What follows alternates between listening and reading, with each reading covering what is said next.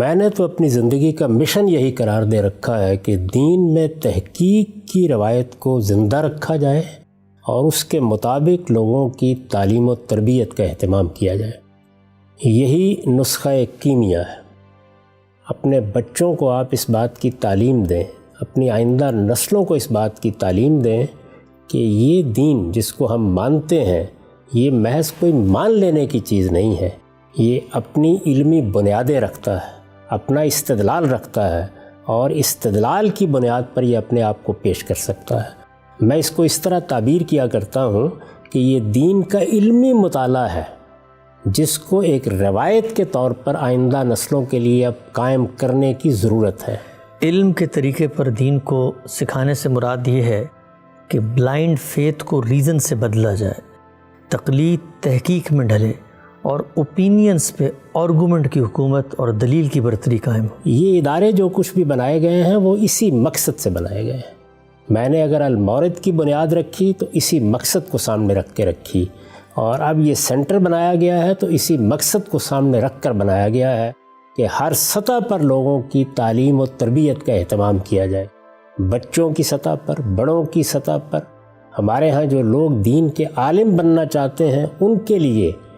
یہ ذوق پیدا کیا جائے اور اس کا اہتمام کیا جائے کہ ان کے اندر یہ ذوق پیدا ہو کہ وہ تحقیقی نقطہ نظر سے اسلام کا مطالعہ کر سکیں، اسلام کے معارف کا مطالعہ کر سکیں، جو کچھ ہماری ماضی کی روایت ہے جس کو ہم اپنی تراث کہتے ہیں اس کا مطالعہ کر سکیں۔ تو یہی چیز ہے جس کو میں سمجھتا ہوں کہ موجودہ زمانے میں اگر آپ اپنی نئی نسلوں کو دین پر قائم رکھنا چاہتے ہیں تو آپ کو اختیار کرنا پڑے گا۔ یہ دور عصر حریت ہے اور عصر استدلال ہے، ایج آف ریزننگ اور ایج آف فریڈم۔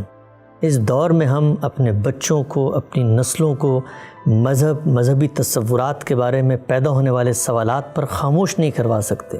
ہمیں استدلال کی قوت سے اور ریزننگ کے ذریعے ان کو جواب دینا پڑے گا، انہیں قائل کرنا پڑے گا۔ مشرق و مغرب میں اب یہ فرق ختم ہو چکا ہے کہ ہم اپنے بچوں کو نئے افکار سے دور کریں یا ان کو روکیں کہ وہ مختلف خیالات سے متاثر نہ ہوں۔ ایک ہی رستہ ہے کہ ہم دنیا بھر کو قرآن و سنت کی مثبت تعلیم اس کے اصل ریزن کے ساتھ پیش کریں، اور الحمدللہ اللہ کی کتاب اور اس کے پیغمبر کی سنت میں اتنی قوت ہے، اتنی جان ہے کہ وہ اپنا دفاع خود کر سکتی ہے۔ مسلمانوں کی قومی زندگی کو اگر اپنی حیات قائم رکھنی ہے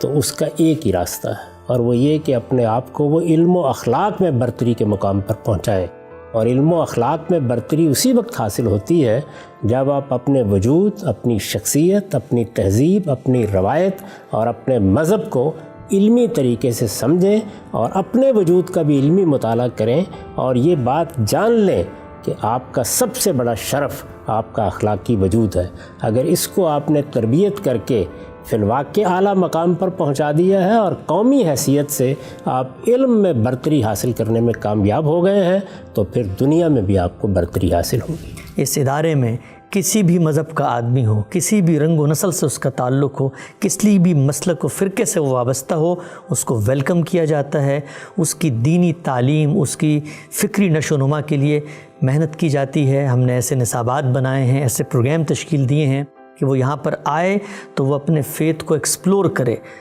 مذہب اس کی شعوری دریافت بنے۔ اس ادارے سے میری توقع یہ ہے کہ ہر طرح کے تعصبات سے بالا تر ہو کر یہ علم کی ترویج کو، تحقیق اور اعلیٰ درجے کی تصنیف و تالیف کو سہولتیں باہم پہنچانے ہی کو اپنا اصل مقصد بنائے۔ ہر طرح کے تعصبات سے بالا تر ہو کر ماضی حال کے جو کچھ بھی تعصبات ہو سکتے ہیں ان سب کو ایک طرف رکھ دیا جائے، اور علم کے سچے خدام کی حیثیت سے اس ادارے میں لوگوں کو لایا جائے، اس میں تعلیم کا بندوبست کیا جائے، اس میں تربیت کا بندوبست کیا جائے، اس کے اساتذہ کے انتخاب میں، اس کے نصابات کی تدوین میں ہر جگہ یہی اصول پیش نظر ہو کہ کسی قسم کے تعصب کو روا نہیں رکھا جائے گا۔ علم کو جیسے کہ وہ ہے، جس طرح کہ وہ ہمیشہ سے رہا ہے، اس طرح لوگوں تک پہنچانے کی صحیح کی جائے گی، استدلال کے ساتھ، ایسے کہ علم کا حقیقی مقصد لوگوں کے سامنے رہے، اور علم کا حقیقی مقصد کسی چیز کو اس کی حقیقت کے لحاظ سے جاننا ہے، نہ کہ اپنے تعصبات کے لیے استدلال فراہم کرنا۔ لہٰذا ہم سب کو یہ چاہیے کہ ہم آگے بڑھیں، اللہ کے اس دین کی خدمت میں اپنا حصہ ڈالیں، اور اپنے آنے والی نسلوں کی بقا کے لیے اس کاوش کو آگے بڑھائیں۔ یہ کاوش محض آپ لوگوں کی مدد سے ہی آگے بڑھ سکتی ہے۔ لوگوں سے میں یہ توقع رکھتا ہوں کہ وہ بھی مسلمانوں کی قومی زندگی کے لیے تعلیم و تعلم کی اہمیت کو پہچانیں گے اور اس طرح کے اداروں کی جو مدد بھی کر سکیں گے فراخ دلی کے ساتھ کریں گے۔